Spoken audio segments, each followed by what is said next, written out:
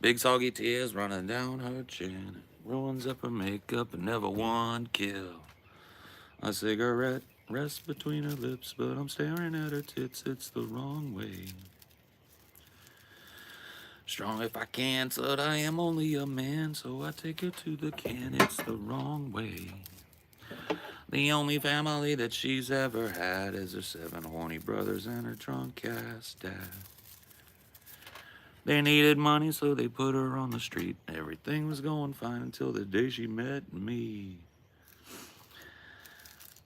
Happy are you sad? Wanna shoot your dad? I'll do anything I can the wrong way. You know what might be fun? What? If you get your medical card again, we can have our own plants. You can do that anyway. Yeah, but you can have more. You can have way more. You have a medical thing. I just don't know how well it would. Probably pretty fucking good in NorCal, honestly. Yeah. I was thinking about it. I was like, I don't know how good weed grows up in NorCal. Wait. Yes, I do. That's Humboldt County. Yeah. That's where weed comes to fucking learn how to be weed. So yeah, we could have a fucking whole ass weed garden. It's kind of tough though. Like, I mean, it'd be a learning process. Well, marijuana plants are very hardy, but they're also very like tasty to bugs. Yeah. So you have to be very careful when you're growing them. Or you have to have like a greenhouse or something. A greenhouse would help. An indoor grow or an indoor outdoor kind of greenhouse grow would be better, but then you're talking more expense. Yeah. And you're talking having to build a greenhouse. That's 10 grand. And buy all the hydroponic stuff for inside of the greenhouse. It's probably still 10 grand, but not another 10 grand. Probably within that to get everything up and running. It's 10 grand. Already have greenhouses. There are. It's just we'd have to find one. Yeah. What is that shirt? This is a Paul's Boutique shirt. Paul's Boutique is a Beastie Boys album. I grew plants for shits and giggles outside. Just threw a seed into a planter. Yeah, I mean they like I said. Cannabis is like a super hardy plant, but if you're doing it that way, you're going to end up with seedy weed because you're not separating the male and the female. Yeah, that's a huge part of getting weed for like cannabis consumption, for like smoking and eating and all that, is you have to have all female plants and you have to drive them absolutely insane with sexual expression because there's no male plants to fertilize them. So as they start to grow the buds and the terpenes, all of that is looking for that male seed, right? That male pollen to come and pollinize. And when it doesn't, the plant goes, oh, okay, we need more.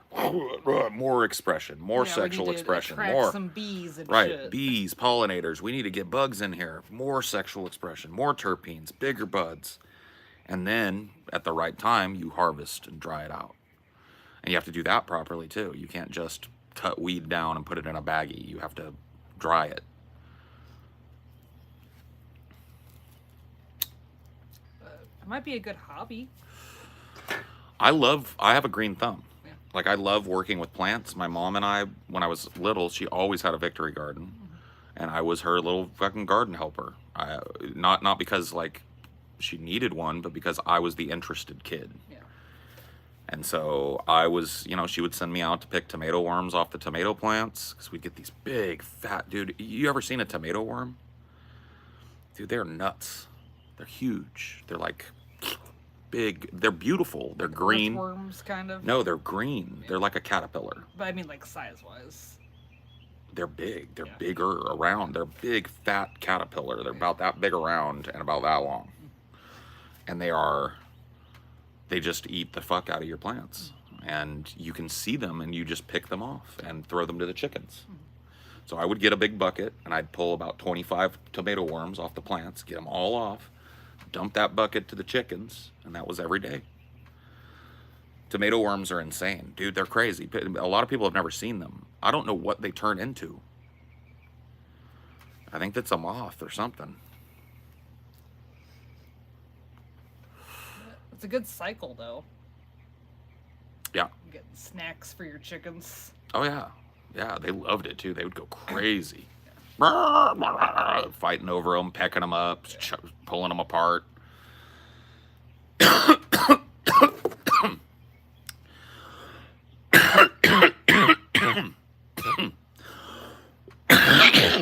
So weed would be fun, but I think I'd like to have a victory garden.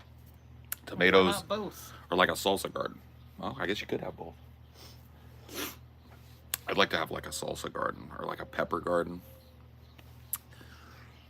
because I really know how to take care of those plants already. I don't. The stuff about weed is just shit I've read. Yeah. Potatoes are pretty easy too, I think. Hmm. Well, they're easy and hard. Yeah. Potatoes, we would want to do what Steve did and build an above ground planter, Yeah. fill it with all good soil. The thing with those is they fall apart over time because they're wood, and you have to pull them down after about 6 seasons, Mm-hmm. and or maybe even less, maybe 4 or 5 seasons. You have to pull down the walls of them, take all the dirt out, and refill it. Yeah. You've got to kill and refresh everything because you will have sucked all of the nutrients. Now you can extend that by having a big compost pile, Yeah. but you need a big compost pile. So we would have to compost all of our green vegetable trimmings and eggshells and leftovers and stuff Coffee like that. grounds. Coffee grounds, all that stuff goes in there. And if you have that, even so, at the end of the season, I will have to rip up our plants and invigorate the soil. If you do 2, 3, 4 seasons in a row out of the same planter, you're just planting in dead soil. Yeah. Compost bin is better than a pile. Yeah, I never had a bin when I was a kid. We had a compost heap. But if you have the land for it, the bin is probably better because it will keep like predators and stuff out. You can compost chicken, duck, poultry manure. Yeah, I know. We used to. Yeah, we You used probably to. needed a heap just because of all the poop you were putting in it and stuff. Well, not only that, but it's just like all the trimmings from the yard. It was a big fucking yard, so all of the clippings from the yard, all of the weeds, all of that goes in the compost heap. And when I was a kid, it was about as tall as I was, 3 feet. Big old mound, and like you would take the pitchfork, because like on the outside it just looks like a trash pile. Yeah. You can see banana peels and shit in it. Take that pitchfork and you dig into the heart of it, and it's this rich black soil. It's beautiful. And you mix that in with your soil. You know what I mean? You don't just plant in the compost. You mix that compost into your soil, and it adds all that stable nutrients. Yeah, all the stable muckings used to go in there. All of the, like I said, lawn trimmings, all of the Road vegetable, apples. the road apples would go in there. Horse shit is great for composting. So I would collect up the road apples and manure from like you don't want to use like pig manure or human manure. Any kind of like omnivore other than birds. Bird manure works just fine in compost. But if we're talking about a pig or a human or what else would be Dog. a dog, yeah, any kind of omnivore shit is not gonna be great in your pile. But the other stuff all goes in. Hey Paul, hope everything was all right yesterday. Yeah, dude, everything's fine. I was just tired as fuck, man. I spent all day out with my family, and then when I came home, I was just like, I wasn't feeling great yesterday. I had a really bad headache all day. But I had promised my family I'd go out and talk to them, or go out and see my brother-in-law preach at the church, and then go talk to them afterwards. And I did that. But I was probably there for like 7 or 8 hours yesterday. Yeah. Because, you got to the church at like 11 a.m. 11 a.m. Like 8. I came home at 8, yeah. So, yeah, like 9 hours then.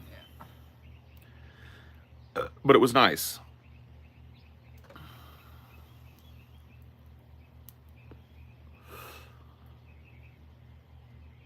I don't know why, but I had a feeling you went to church yesterday. Yeah.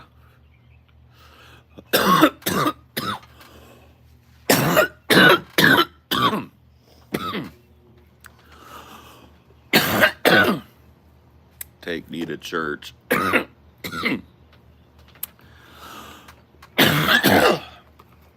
Whoa. I worship like a dog at the shrine of your lies.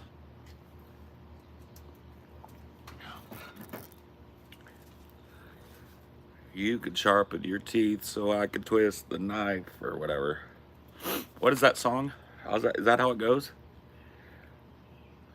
It's a super popular song. Kids love it. Zoomies. You need a towel. Yeah, sorry. I'm dribbling. This is gonna be like a. I don't know. I'm dribbling. I'm drooling.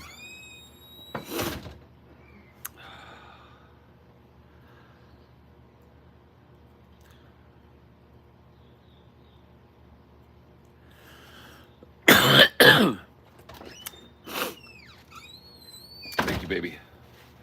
I'm sorry you all have to witness this, but it's a necessary evil.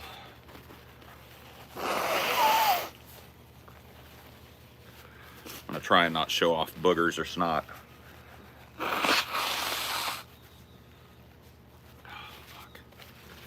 Thank you. I'm gonna keep this out here. Keep my nose. I felt like stupid yesterday. I was talking to a bunch of people out in front of the church before church started, and a bunch of people knew me, like recognized me. Yeah. We went to Easter and shit. Well, not only that, but I grew up in Madera, so just a lot of the families that go to that church are families of people that I used to be friends with or whatever, right? And this lady walked up to me and she goes, "PJ?" And I was like, "Yes." And she goes, "I'm Kara's mom." Kara was a girl that I went to school with.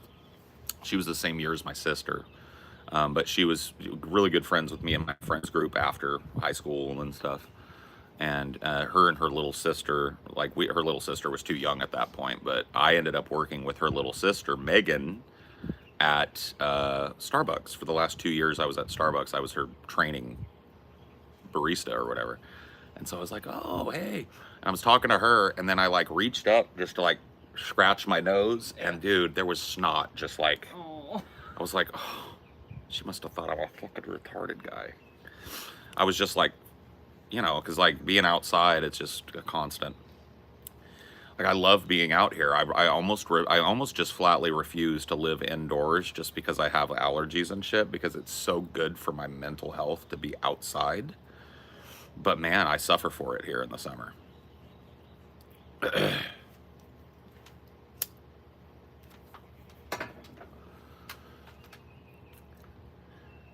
Paul somehow looks younger and older at the same time. Yeah. Oh, I must, because I keep getting that. I keep getting like, "Oh my God, Paul, you look like you've aged fucking 20 years." And I get like, "Dude, Paul, you look young." Like I had a kid in here that was new, like came in like, "Who are you? What are you about?" And I was talking to him. And they were like, not a kid, but like, a young person, a young adult. And they were like, "Dude, how old are you?" And I was like, "I'm 44." And they were like, "What?" They were like, "Dude, you look 24." And I was like, It's your hairline. "It is the hairline, yeah. That's a 24-year-old hairline, but it's not a it's not a 24-year-old man." He'll make a good Santa in 15 years. I actually was Santa. I've already done Santa. Back at my last job, I used to do Santa for a migrant class, preschool, a migrant preschool.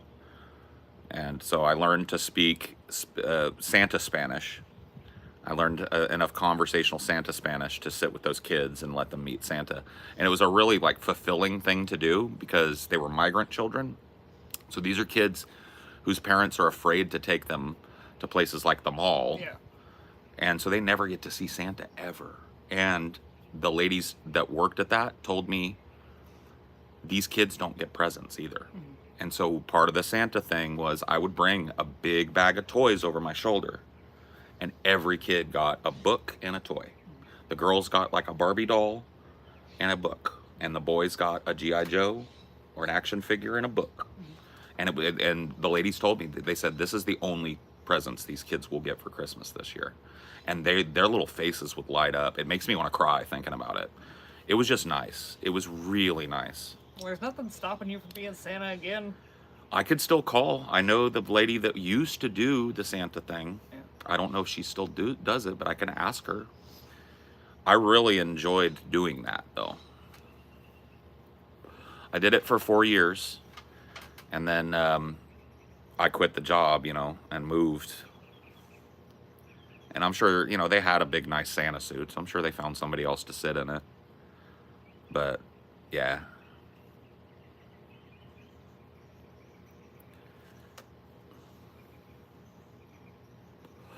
But their little faces would just light up when you walked into the room. At first, the first time I walked in, I thought it was fear. And then I realized, no, no, no, no, that's awe. Awe is a bit of fear, but it's a different type of fear. Yeah. It's like, what is this thing I've never seen before? It's not even that. Is that what I think it is? Because Yeah. they've seen pictures. Yeah. They know who Santa Claus is. Yeah. They know. But they cannot believe he just walked into their classroom, It's awe. It's just like that. Just mouths wide open, eyes blown wide open. It was so cute. And every last one of them was sweet. They all wanted to sit on my lap and tell me what they wanted for Christmas. They all wanted to hear Santa tell them that they were, to tell them to be a good boy or a good girl. Do you still have any of that Spanish, or would you have to brush up ¿Te on it? portaste bien este año? Have you been good this year? ¿Qué quieres con Christmas? What would you like for Christmas? I remember a little bit of it. ¿Te portaste bien este año? ¿Te portaste bien este año? I'd have to do it in my Santa voice. ¿Te portaste bien este año? Ah, ho, ho, ho. They loved it. It was beautiful.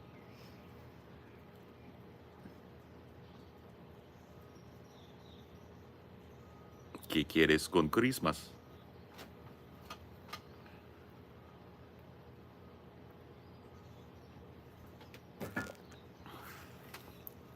Hola, Senor Paul. Hola. How's Cali this morning? Getting hot. It's okay now. It's really pretty. Birds are chirping. Got a little breeze. Got 110 plus coming up. Yeah, it's this 110 week. today. Or Not maybe not today, today, but but like yeah, later 110 this this week.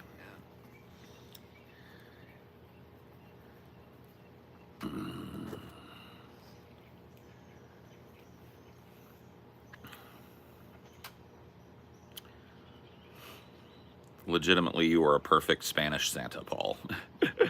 I don't know about perfect, but it was fun. It was a very rewarding thing to do, and it only took me a few hours a year. Let's switch it over to all messages. I wish they would just do all messages by default. Yeah. It'll be 108 where I'm at in Cali tomorrow. Yeah, that sounds about right, buddy. It's about what it'll be here. So jealous. It's 70 here. You're jealous of 110? You're jealous? You want to swap spots? If you want to bake in 110, you go right ahead. Let's trade houses for the summer. I'll do it.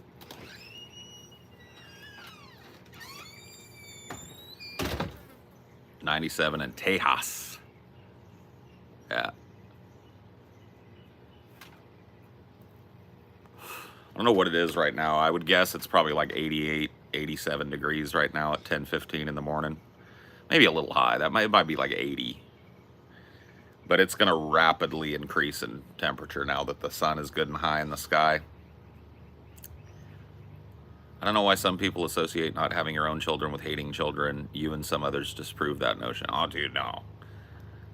Yeah, I don't hate children. I mean, I don't like the idea of having to raise a bunch of them myself. But like yesterday, I went to go see my sister and my brother-in-law at their house. They have 7 children running around the house. Those children have friends, quite a few kids come over after church, and it was great.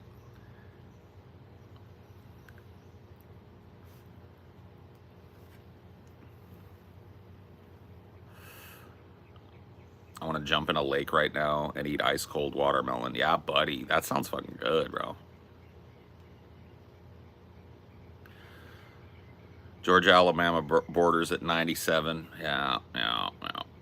Pleasant 60 Fahrenheit, 16 Celsius in South Germany. Oh, you bastard. You kraut bastard. How dare you? How dare you have perfect fucking weather, bro?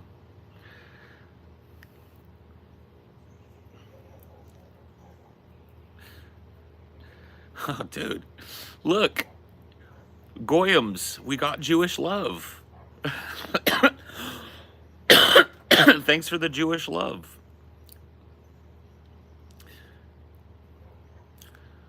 Uh, when it's way too hot, will you do some desktop? I don't like doing desktop streams, man. I do enough of that for I do desktop streams like for a living, bro. I like doing these in large part because my ass is out here in the fucking raw, feeling that breeze on my face, hearing the birds. This keeps me sane, man. If I sit cooped up in the house, I go dark real quick. Real quick. What about the garage? The garage is worse. You kidding me?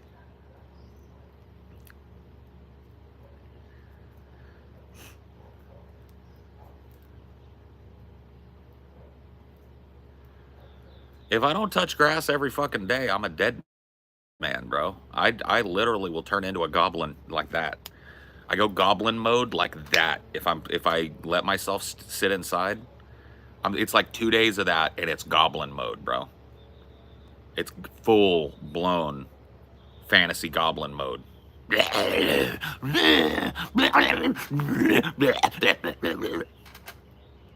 It's not. It's not a good thing, bro.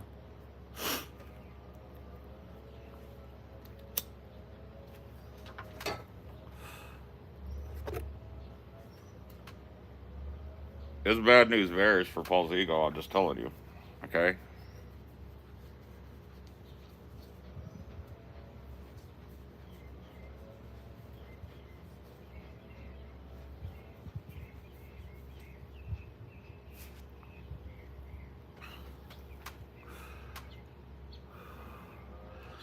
Any tips on how to quit coffee addiction? Yeah. Um, let your addiction progress to the point where coffee no longer works. All right. And then you have to have monster energy drinks 5 or 6 times a day. And then one day when you're driving down the road, you're going to pass out at the wheel briefly because your blood pressure and caffeine level in your blood is going to be so high that your heart's going to stutter and you're going to lose consciousness for a second in your car.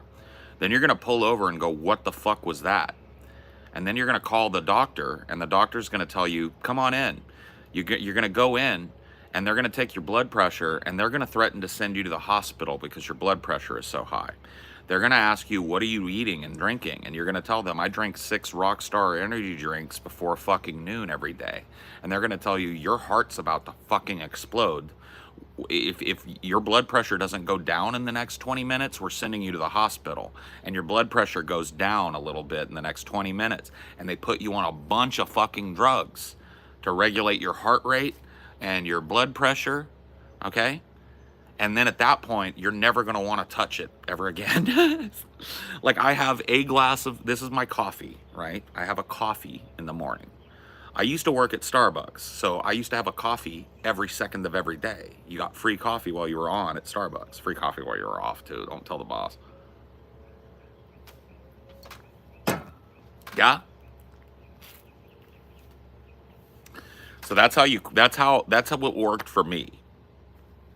What worked for me is I had to almost make my heart explode with caffeine overdose.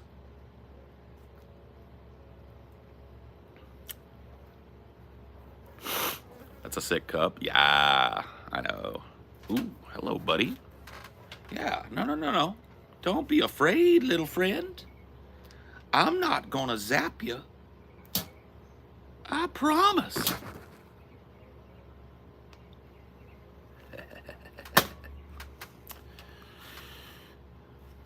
Nearly dying puts things into a new perspective. You ain't kidding about that.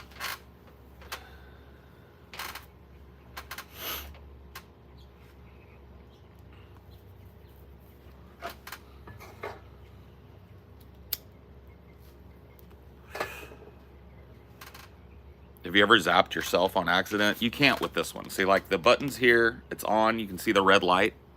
See the red light coming on? Watch. It's got this non-conductive surface that the flies have to get through in order to get zapped. So you can't, it's not like the old ones. The old ones used to be able to troll each other with it. I used to be able to like push the button and zap my friends with it. You can't do that anymore. See?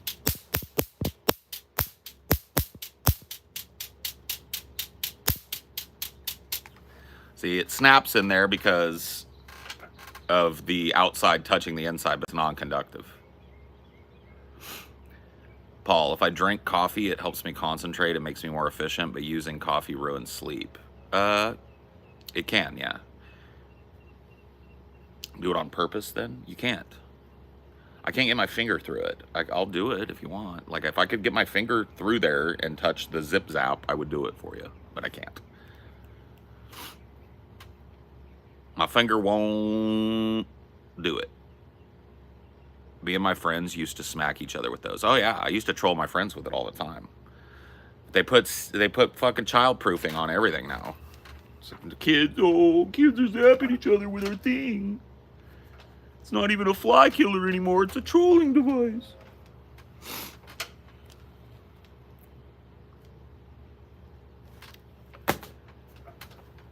I got a salt gun. Maybe this is better. Oh, salt gun is the best. I have my dead salt gun is laying right over there. My bug assault pump action fucking salt gun right over there. And it would be fine if I'd have kept it indoors, but I'm an idiot. I left it outside all winter. It got rained in. Some of the little springs in there got rusted, and now it's fucking locked up and shitty. I'd have to get a new salt gun. But I do miss having the bug assault, because that thing is fucking crazy, bro. I might just order another one. They're not that expensive. I think this one was like 50 bucks or something. I think I'm going to get another one.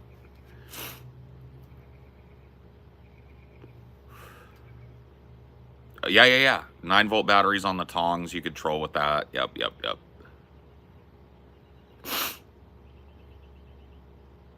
Paul, can I get some advice? I have kittens. A young lady wants one, and I've agreed which one, pickup date, but I found out that she has an XL bully. Should I give her the kitty or no?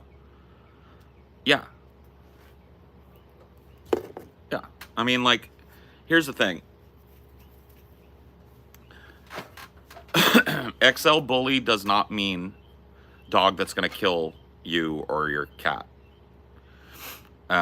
Bullies are some of the most sweet dogs on the planet. If you've ever met a bully, you know that they are just loving little animals. Now, when they are raised incorrectly, right, they stop being big goobers and they start being dangerous animals. So if this woman has a pet XL bully and she's taken good care of it, then that bully is not going to snap at a kitten. It's not going to hurt anybody. But if they raised that XL bully in the wrong way, then yeah, it's a danger to them and everybody else. Yeah, they're not always great with other dogs. But here's the thing. That changes when they're raised with other dogs. If you get an XL bully pup and you already have a nice big established dog, that big established dog will instill in that bully pup its place on the hierarchy, and it won't think it runs shit. And that makes a big, sweet goober of a dog.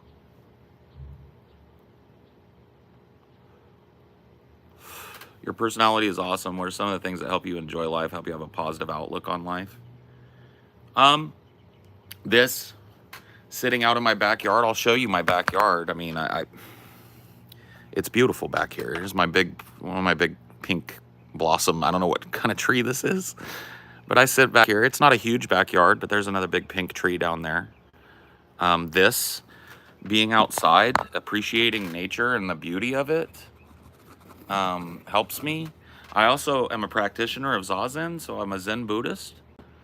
And I do meditation, mindfulness meditation, and yoga.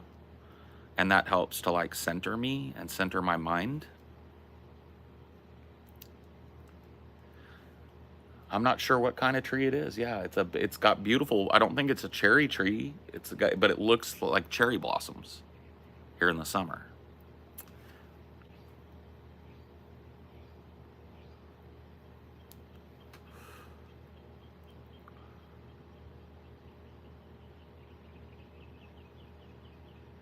Brendan Gilliland. Dude, your name is very... Do you live in Madeira? Are you Brendan Gilliland from Madtown? That can't be right, dude.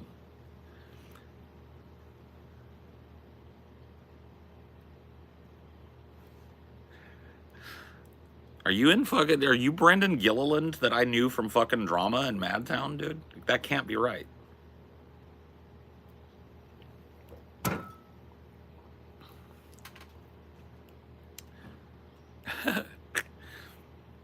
I'm from Oregon. I live in North Carolina. Okay. Well, I knew a guy with your name. He was coming into the drama program when I was graduating. So he was a freshman when I was a senior, and he ended up working at the drama program after high school. Went to school, and I think he's probably going to take it over when it's time. So I was just wondering if that was him. That would have been the weirdest fucking shit. That would have been a small world moment.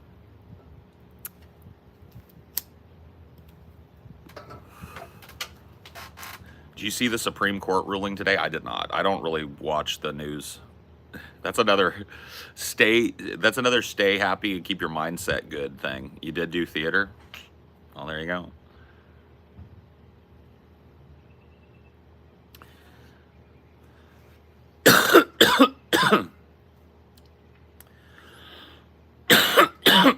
I cover the news twice a week on my show.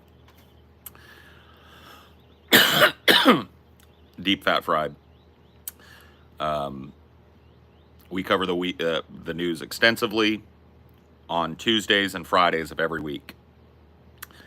And today is Monday, right? Is it Monday? It is Monday. Or is it Tuesday? It's Monday.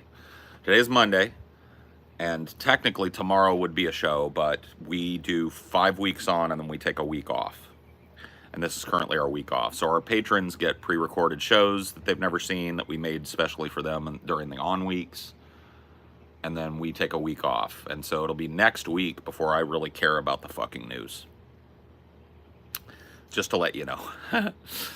That is the vacation that I take with my 1 week, right?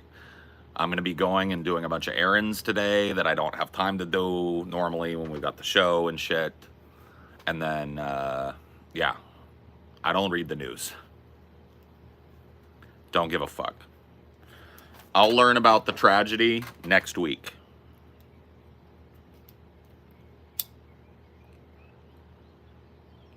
I'll learn about what the Supreme Court did next week.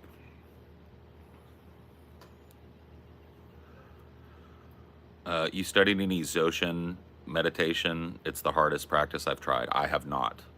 I have not at all. In fact, I started my journey towards mindfulness meditation. This is the funniest fucking shit, dude. I can't believe I haven't told people this. The connective tissue on this is crazy. Okay, so I started doing mindfulness meditation in my 20s.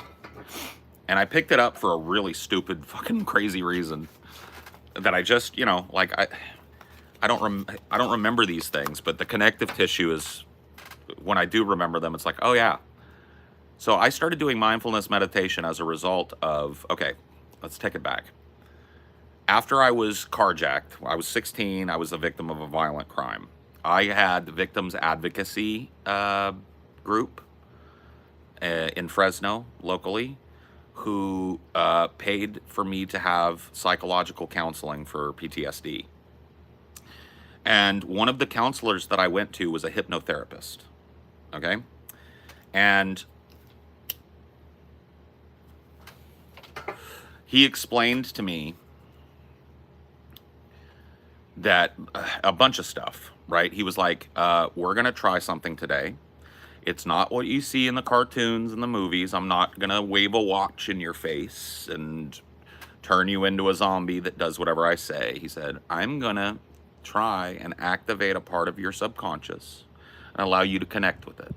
And he said, look, if this doesn't work, that's okay. I don't want you to feel bad. This is not a test. And he said, about 10% of people are what we call highly suggestible. very susceptible to hypnosis. And he said, there's a good chance you're not one of those, and that's okay, because I'm going to say some very nice things to you, and you're going to listen, and you're going to feel better anyway. And I said, okay. And so he takes, his time. He takes me through it. Close your eyes, get comfortable, relax your neck, the whole spiel. And I don't remember anything after that. And when I came out of it, this dude had this dude had beads of sweat. And he was like, "Well," and I was like, What happened?" Because for me, it felt like no time had passed. It felt like he told me to close my eyes, and he talked to me for a minute, and then I woke up, and he was there, right? And he said, "You are one of the 5% of people that are incredibly highly sensitive to hypnosis." He said, "I was able to take you," and he said, "You've never done this before. You've never done any kind of hypnotherapy?" I said, "No, sir." And he said, "I was able to take you all the way to the bottom.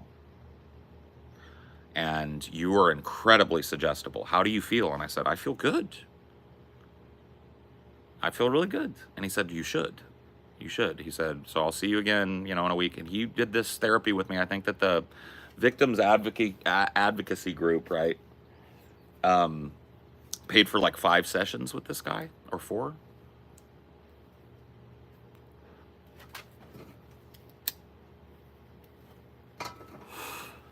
And so that was when I was 16, right?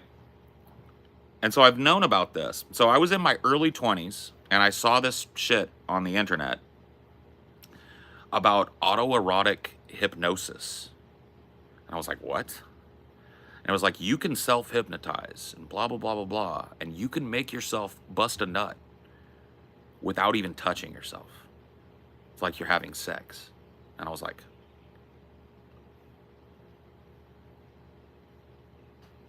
really? Right? And so there was this video that was supposed to take the place of the hypnotist and walk you down into a deep hypnosis and then talk you into an orgasm. And so I started listening to this, right? And I was never able to get to that point, but I eventually stopped using the tape, right? And I was at this point, self-hypnotizing. But I saw some other article, and this was because I listened to Howard Stern. And Howard Stern is a practitioner of TM. It's transcendental meditation. It's a different style of meditative practice. And he was talking about TM on the show one day when I was on my way to work. And I was like, meditation. So I looked into TM, and TM teaches a variation of mindfulness meditation, but you have to pay for it. It's like a kind of a cult-ish thing. A lot of celebrities do it. I was turned off by that, but I was like, okay, mindfulness meditation. Now I have this phrase. I know what they're teaching. Can I just learn that? The answer was yes. So the reason why I found meditation as a comfort and as a practice 20 some odd years ago is because I was trying to jerk off in a weird way. Cheers.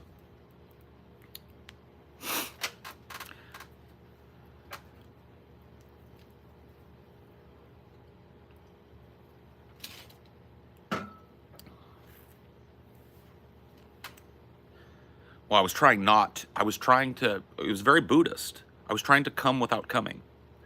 I was trying to masturbate without masturbating. Monoduality, man. Not 1, not 2, but 1 and 2. All the same. The inner world, the outer world. Thanks for the honesty. No problem. I hadn't even really thought of that connective tissue until just now. It's kind of interesting. So thanks for asking me about it, whoever did.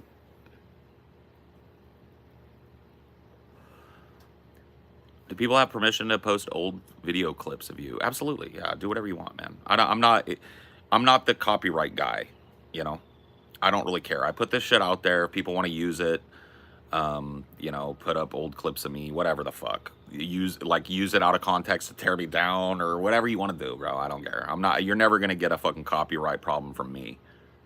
Now, that doesn't include the drunken peasant shit. When I was on DP, I have no control over that property, so if I were you, I wouldn't monkey with that without asking Ben, who owns DP.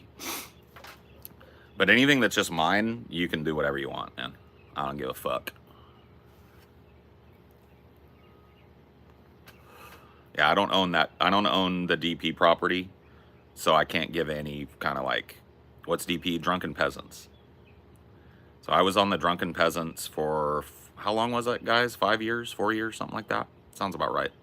And the Drunken Peasants was the biggest podcast on YouTube in 2015, 2016, 2017, 2018. Those were the hottest, like red hot years for that property. It started in 2014 or 13, I think. DP is a fail. That's kind of mean. I really loved that show. I still do. I would do, you know, when I was on that show, I would have done anything for that show. I thought that show was crazy. I thought it was on this trajectory to be something so much bigger than it was, you know, and I felt like I was just so privileged to be a part of it. So I got no hate for that show and what it is today and how it exists, or the guys that are on it, to be honest with you. I miss those times. Yeah, dude. You know, it's kind of like that. That's life, man. It's, you know, that was a beautiful time in my life. It was so fun. But all good things pass, you know? Paul, DFF is the same deal. We can only use videos in here. Yeah, DFF, I'm a part owner of DFF. I don't think I would like you to upload, like, obviously don't upload any kind of patron content. You can clip it if you want. Like, if there's a piece of patron content that you feel like you wanted to clip out and put up and make it part of another video, I really don't care about that. But I would ask that you don't, like, upload in whole any patron content. But as far as the publicly available shit, you want to chip chop that, you want to cut it up, go for it, bud. You got my blessing on that. I don't give a fuck.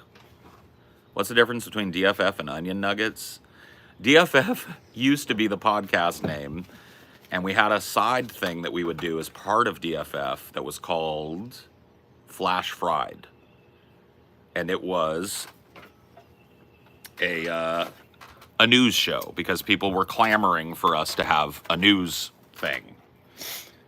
And Flash Fried quickly became more popular than Deep Fat Fried. The name Flash Fried is a little bit stupid. And so at some point, TJ just made up another name for it. No, what happened was... Okay, you walk me through it. The streaming got blocked on the DFF channel because Right. of some flag. Yeah. And then TJ and Scotty ended up doing their own show on TJ's channel, and they just called it Onion Nuggets randomly. Right. So yeah, TJ did a show with Scotty, and he just randomly chose the name Onion Nuggets. And we were talking about rebranding the show, creating a new channel that we could put clips on that was monetizable and have a side channel to stream to if we were revoked on DFF. And we were talking about the name for it, and I was like, dude, I don't care what we fucking call it. Why don't we just call it Onion Nuggets? I liked that name. And TJ was like, all right. You know? And so that's how Onion Nuggets happened. Onion Nuggets is a second channel. If you search it, it's Onion Nuggets with a Z instead of an S at the end. And it's a channel about clips from our show, right? And we call the main show that we do now Onion Nuggets, just because. But Deep Fat Fried is like connective tissue. It's the overarching show, and then Pessimist Productions is the brand. Like that's the company overarching everything below it. And then what you call Deep Fat Fried episodes are very topic focused. When we do an episode of Deep Fat Fried, it's a deep dive into a topic. So like a biographical topic, a historical topic, a philosophical topic, movies, music, pop culture, some rock star that everybody is interested in, an artist, or talking about social issues broadly. We've done a bunch of, like, some of my favorite shows that I've researched have been our Trans Trailblazers show, where we talk about trans people well before the trans movement started to get recognition in the mid 2000s. We're talking about people way back in the 1900s and shit that were openly trans or not openly trans, but doing amazing things. We've done 2 of those shows. Um, you know, I did a show on Jean-Michel Basquiat, my favorite visual artist. Probably the best show that I ever researched was about Jeff Dahmer. We did a whole show on Jeffrey Dahmer. I read his father's book, which is actually like out of print, hard to get your hands on. It's called A Father's Story. Jeffrey Dahmer's father wrote it, and I read that whole book and structured the episode around that book, rather than structuring it around the sensationalism and the headlines and the rumors and the. I wanted to know about Jeff Dahmer as a child, and I wanted to know what his father was like, and I wanted to know what makes a monster. If a monster is made, what makes a monster? And I think in that show we answered that question at the very least in the case of Jeffrey Dahmer, because his father, as we learned from his book, probably a psychopath himself, had spent his entire life dealing with thoughts of burning things down, blowing things up, right? He was obsessed with the idea of burning people's homes down. He never did it, but he almost burned down a fucking shed when he was a kid, and his father caught him with a bunch of explosives that he'd made. And, and he says in the book that he still has those dark thoughts, but that he found a way to channel them into something that he loves, which is science. He was a chemist by trade. And so he found a way to do that, and he saw those same things in Jeff Dahmer. Jeff Dahmer was not like other little kids. He would find a dead animal, and instead of like being afraid of it or crying about it, or he would be very inquisitive about it. He'd want to touch it. And so they started they had a house that was up on stilts, and they started finding, like, every once in a while a raccoon would go into there and die, or a possum. And instead of dragging it out and bagging it up and throwing it away, the father showed Jeffrey how to do basic taxidermy. So how to let the flesh desiccate and how to clean the bones. And so when Jeff Dahmer was a baby, like 6, 7, his favorite toys were bones. They would call them rattle bones.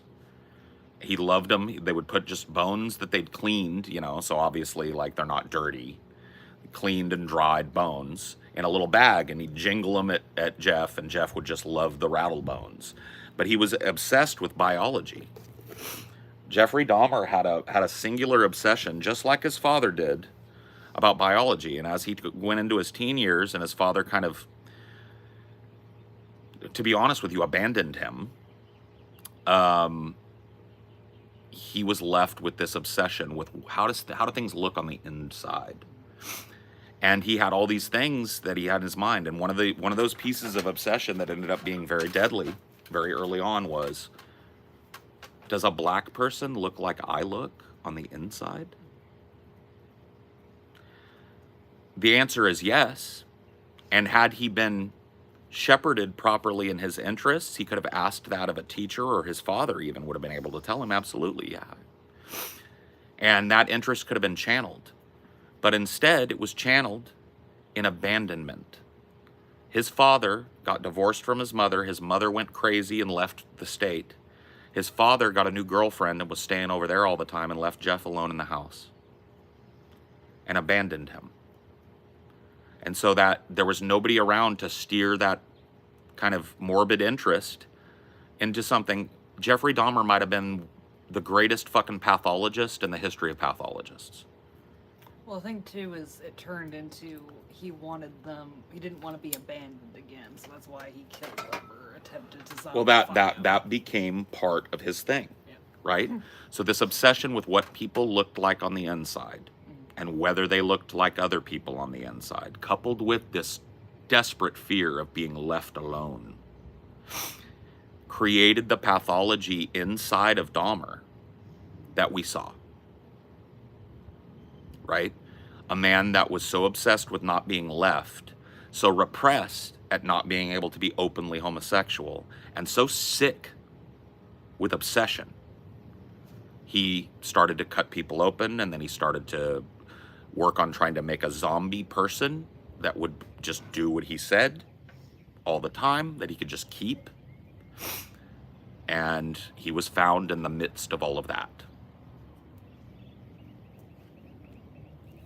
Eating them was another thing about wanting to make them a part of him. So Yeah, they couldn't leave ever. They were always with him if he consumed their body, right? They were always with him if he poured acid into their brain and killed the part of their body that was will and just left a zombie. They were always with him. He could just keep them and use them and be with them, and they would never leave. That is not a story you hear about Jeffrey Dahmer, ever.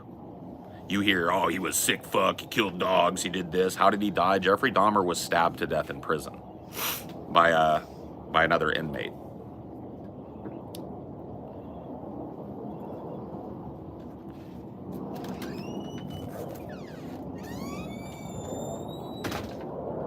Little street justice, I guess.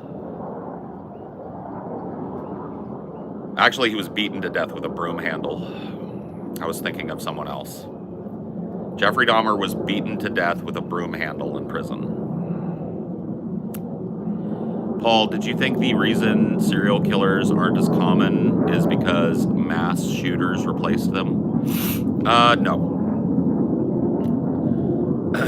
Having taken a criminology class in pursuance of my psychology degree, I took actually 2 criminology classes, so the criminal psych. Serial killers are a very specific kind of killer, right?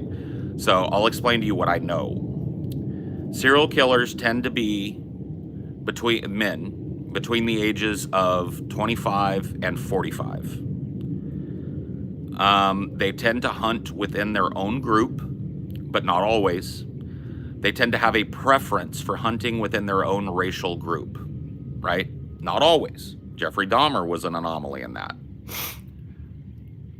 Serial killers are singularly driven individuals. They have no remorse. Many of them only feel alive when they're killing. And they are dangerous because the pattern of their killings is sometimes very hard to put together. So they have a tendency to do one of 2 things: to hunt within their area or to hunt outside of their area, right? So oftentimes they will be well-to-do, typically white men between the ages of 25 and 45.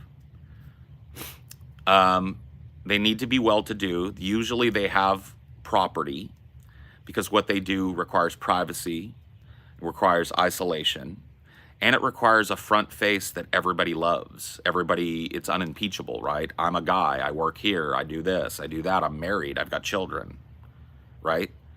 And 2 times a week I leave the state and murder a hooker.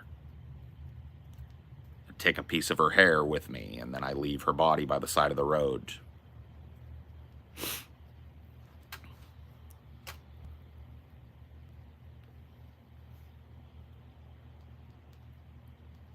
Yeah, you can't be a loner.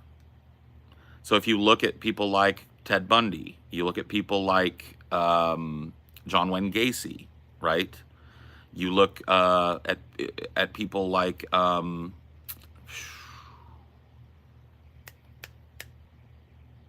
another name here. There's another name here, right? Well, Dahmer is different. See, Dahmer is an anomalous case.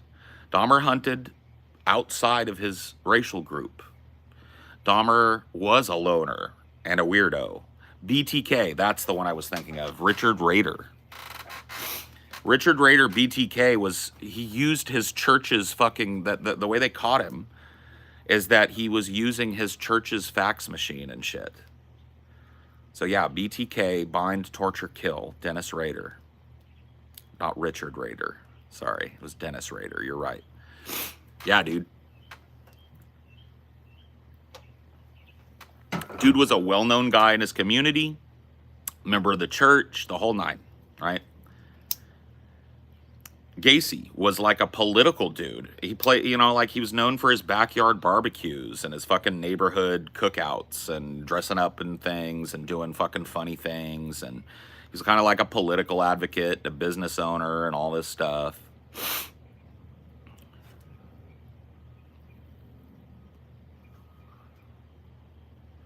Yeah, the Night Stalker and Dahmer, and to a certain extent, like Zodiac, right? These are anomalous serial killers. They do carry some of the traits that we see, but they're anomalous in that they hunted outside of their group. In the case of Richard Ramirez, being non-white makes him anomalous as a serial killer.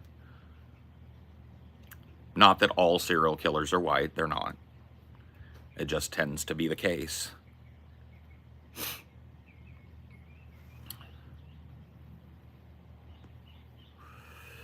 Paul, is that the brother of Lily Rader? I don't know. I don't think so.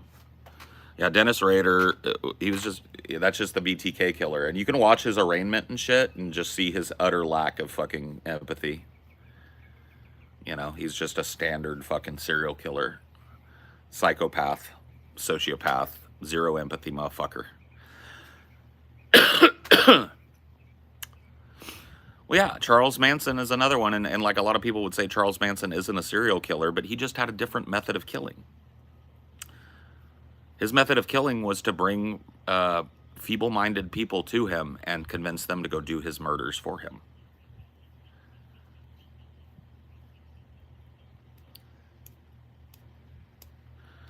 Must be such a shock to find out your friend or colleague is a vicious serial killer. Can you imagine, bro?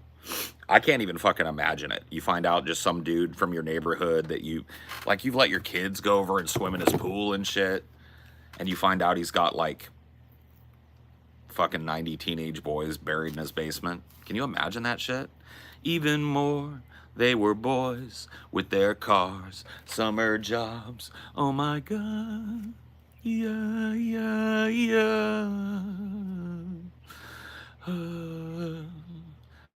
Are you one of them? That's a beautiful song. You guys ever heard that song? God, who sings that song? It's on an album called Illinois.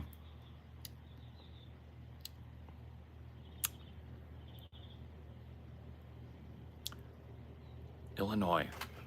Who sings that? Sufjan Stevens. You guys ever heard that fucking song? Sufjan Stevens, Illinois. It's called John Wayne Gacy Jr.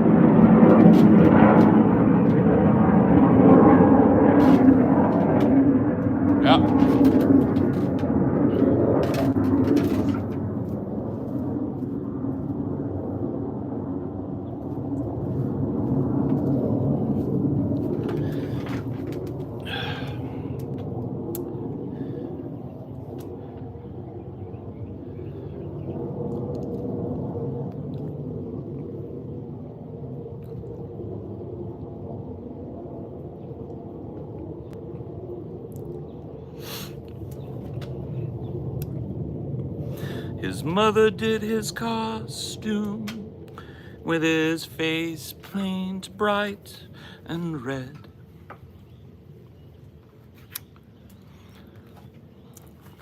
I can't remember how it goes.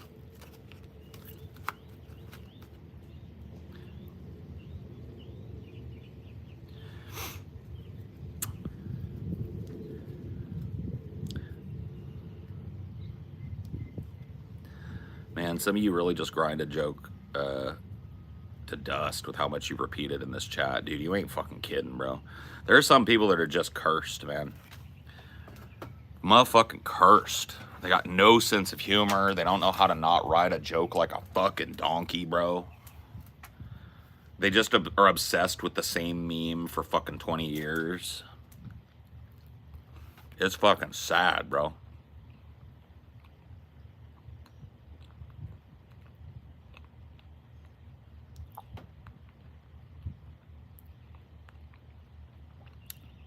Paul, are you a serial killer? No.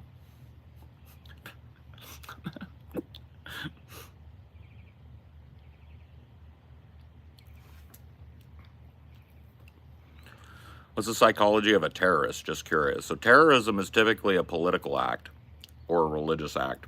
Politics and religion are very similar when it comes to psychology. And a terrorist is a person who has been convinced via propaganda that they are a warrior against evil or oppression. So these are not people that are psychos. These are people that are raised typically in very desperate situations and are convinced via social pressure to do pretty awful things to other people in the name of righteousness.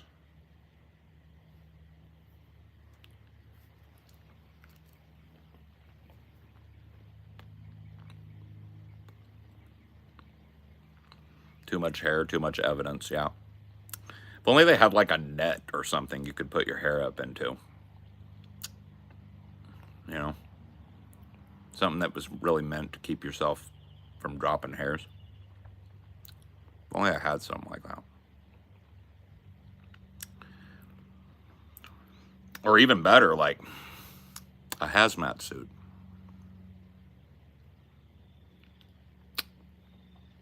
Nothing coming in and out of that.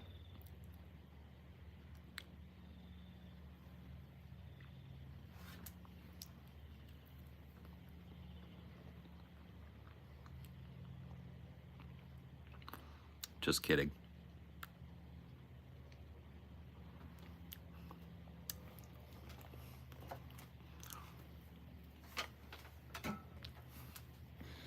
Banana down.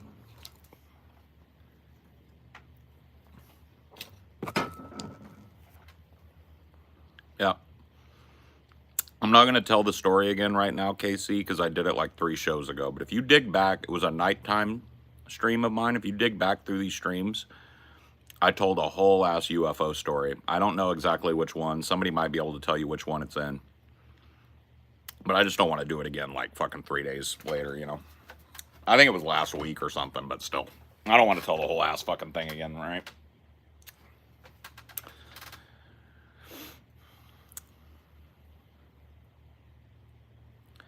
Do you consider the Crusades a terrorist act? Yes. The idea was to ride in the name of Christ and destroy and terrorize and burn the temples of any kind of false gods in the area. Yeah, I mean, that's primetime terrorism. Paul, have you heard Boogie 2988 new crypto coin, Fatty coin? Nope. Anybody that buys that is fucking retarded. If that's real, and he's not just grifting and joking around with it, if that's a real thing that he's asking people to buy, anybody that buys that is certifiably fucking retarded. 100%.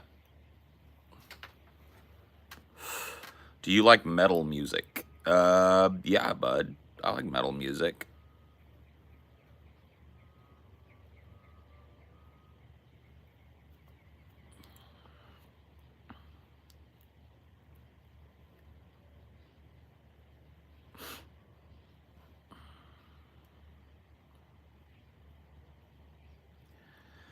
Yeah, I think he might be trolling with it, personally, but do you think January 6th was an attack? Yeah, there were people there that were doing fucking attacks. They were fighting the cops, they were throwing fucking shit.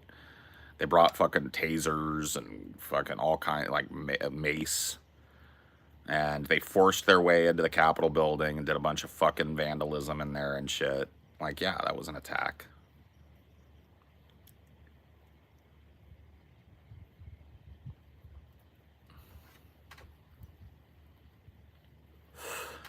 Yeah, Paul, but do you like Ultra Gore Grinder 9000? They're real metal. Oh, shit. Paul, you look handsome today. Thank you. I've got to go do my stretches here in a minute, and then I don't know how much longer I'm going to be able to hang out here, too. It's 11 a.m. I'm going to say like maybe an hour, and then we are donezo out here. But I'm going to go do my stretches here in a sec. Get my blood pumping this morning. My body woken up. Get my mind a little peace.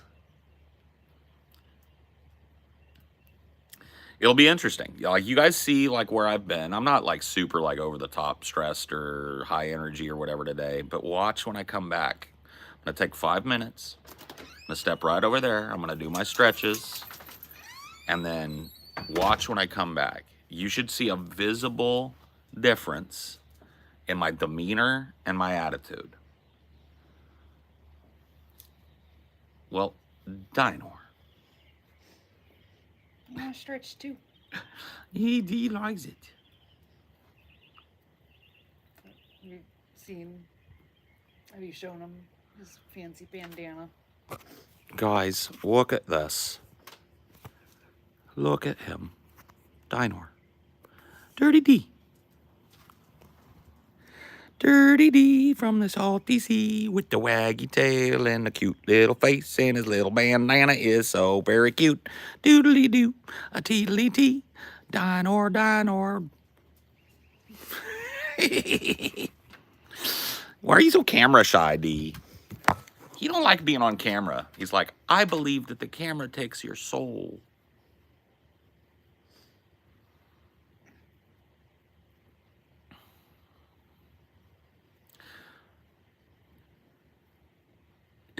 Peanut butter doggo, yeah. Maybe he'll get a little peanut butter today. Maybe he'll get him a little wickery mat today. You want a wickery mat? Maybe a little later we'll give you a little wickery mat. Maybe when mom and dad go out for errands today, we'll put down a wickery mat. What do you think about that? Maybe we'll do punky instead of, what you call it? Peanut butter. Yeah, we could do punky. Dinor looks cuter than ever. I know. He's so sweet. He's so pretty. I just can't do the heat today. I'm sorry. I don't blame you. D, you go in too, bud. Yeah. Like I told them, I'm gonna do my stretches, and then I told them like by noon I'm out. I'm out.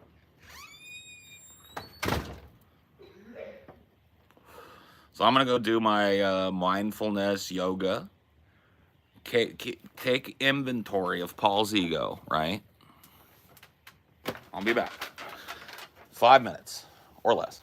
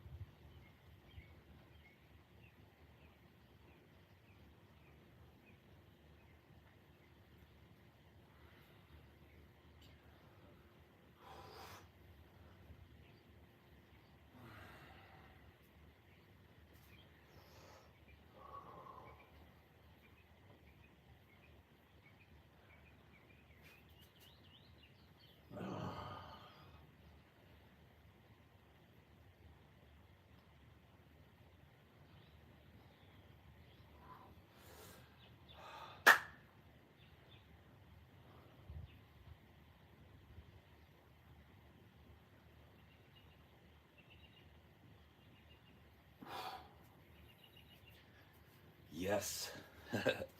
Yes. Oh, yes, indeed. That's a fucking whole thing. I'm addicted. I'm addicted in the same way I'm addicted to cigarettes.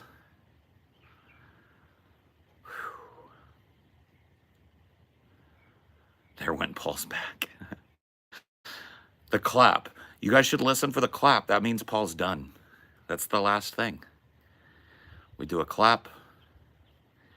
We stand in repose for a few seconds. We do a little bit of zazen. We come and we sit down.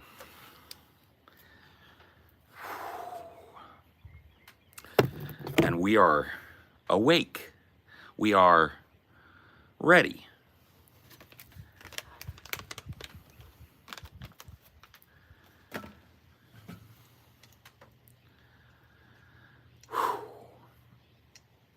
Heard your vertebrae clap. That was my hands. What dem toes do, daddy? Get him out. Woof. Imagine being that hard up.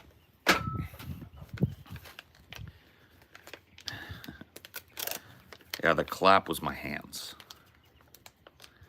That's the last part of my observance. That announces stretching is done, zazen has begun. Although zazen doesn't really stop during the stretching.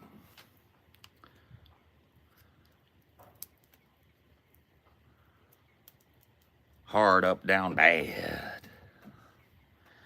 Yep. Hard up, down, bad. Fucked up, down, sad. Motherfucker, can't get laid. Poor little bitch, can't get no play. Hard up, down, bad.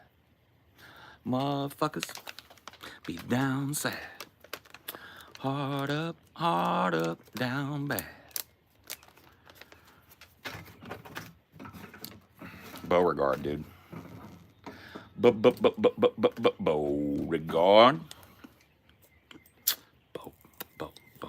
Beauregard.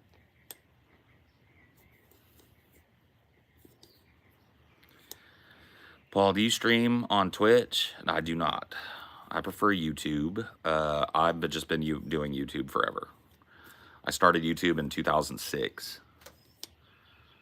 And yeah, I prefer it. Twitch is a little restrictive. Like, I'm not a super edgelord or nothing, but, you know, I do say some edgy shit sometimes. And Twitch will just ban your ass outright for the slightest edgy joke. So I can't hang there. It's nice when you get that one stretch in and it cracks your entire back. Oh, dude, that is part of my thing is like my whole back gets decompressed. It's fucking great, bro. Get stretched, decompressed, woken up, blood flow to my toes and to my hands, you know, all that shit. Good shit. Unless you have tits, then you can do whatever you want, right? True. If I transitioned and became an e-girl, then Twitch would be the place for me. But I don't want to do that, so from my perspective, we're just gonna keep it where it is, you know. Hard up, down bad, motherfucker, be down sad. Can't get no pussy, can't get no play. Hard up all fucking day. Motherfuckers hard up. Motherfuckers down bad. You motherfucker hard up. You motherfuckers down bad. Transmaxing. You motherfuckers hard up, hard up. Motherfuckers down bad, down bad. Motherfuckers hard up, hard up. Motherfuckers down bad. Oh, so bad.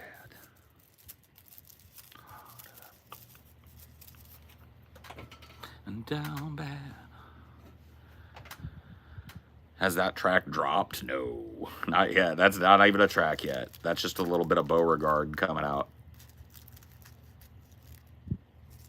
There is a track in the works, but y'all are gonna have to wait for that. It's not even finished yet. Only people that know about that are Beauregard and Marshall.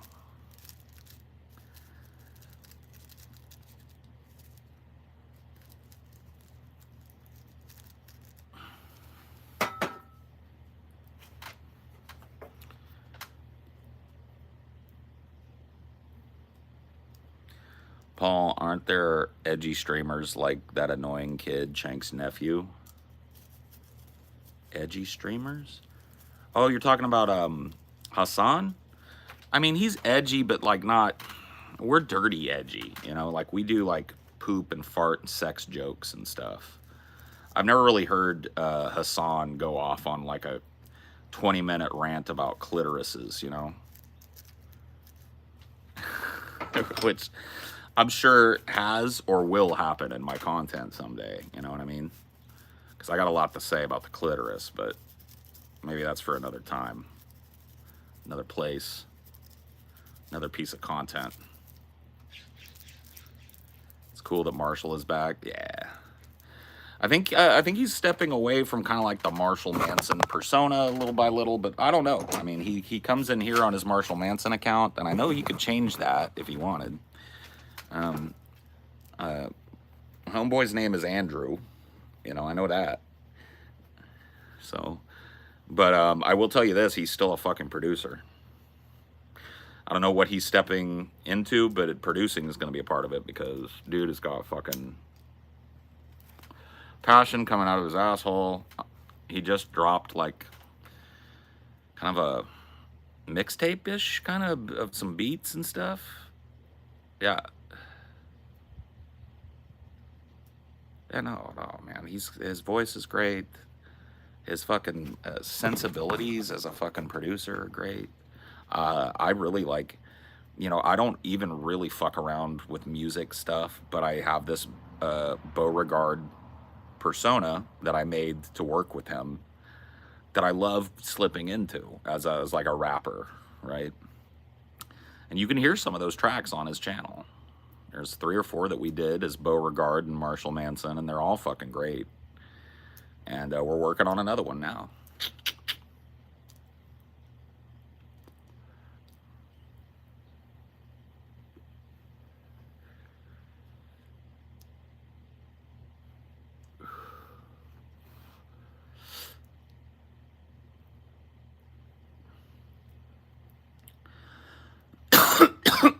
Dude, I know I said fucking noon. I don't know if I'm gonna be able to make it till noon. This shit is wild.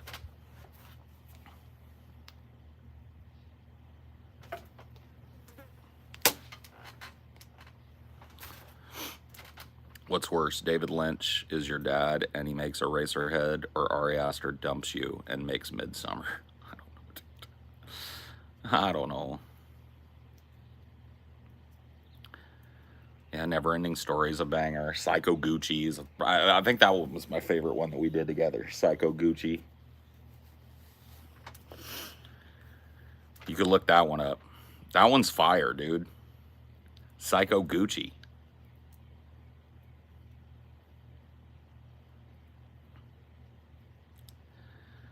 Paul, it'd be cool if you invited him in Onion Nugget segments reviewing SoundCloud rappers. That would be cool. Psycho Gucci is a fun listen. Yeah. We did one called Sake together, too. That one's pretty good. I liked Sake a lot. Big problem with the left is the train hate we pull on each other. Yeah. Do you play video games, Paul? Yeah, it's a hobby of mine. I've been playing Vidya since 1986. I played all the Vidya. Every Vidya. Okay? All the Vidya. If you've heard tales about an old Vidya, I've played it. If you've heard tales of like an old console back in the 80s, I played it.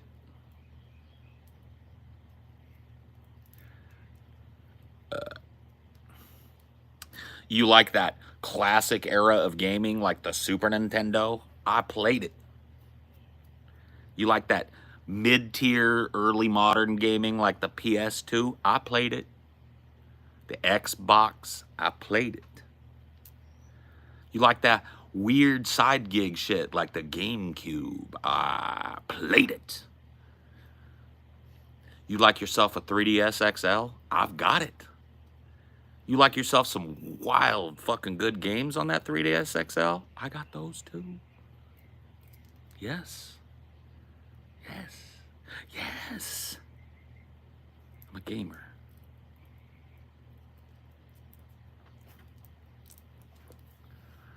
I'm a gamer.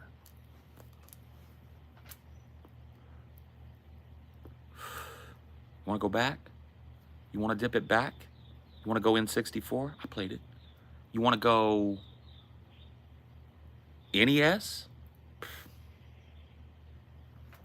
I played it. I played it. You want to go before? Oh, you want to go back? How about an Atari 5600? I played it. How about Atari 2800? I played it. How about a ColecoVision? I played it. How about an Intellivision? I played it. I played it. How about, you want a deep one? Vectrex. Played it. Virtual Boy. Played it. Played it. How deep you want to go? How deep does the rabbit hole go? It goes pretty deep. Anyway, I give up. I'm tapping. Bye.